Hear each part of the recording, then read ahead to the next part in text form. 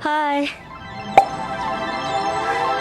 Today, we are going to Escape Alamanda Putrajaya.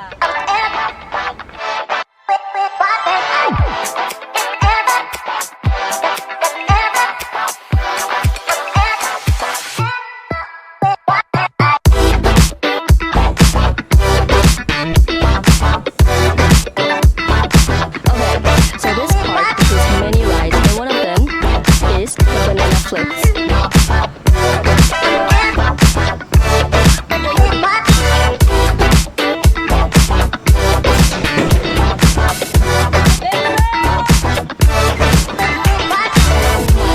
That was crazy.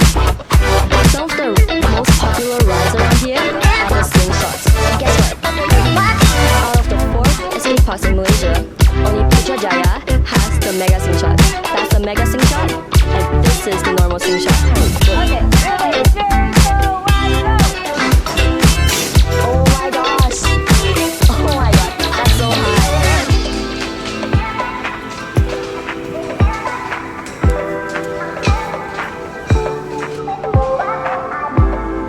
Would you be brave enough to try that?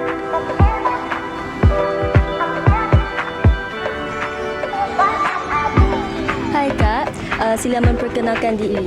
Okay, hi. Saya Najiha. Saya ride attendant dekat Escape Putrajaya. Alright.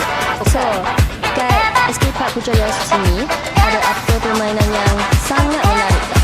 Okay, so actually dekat sini ada 14 game. Tapi game yang paling menarik is Mega Slingshot. Sebab Mega Slingshot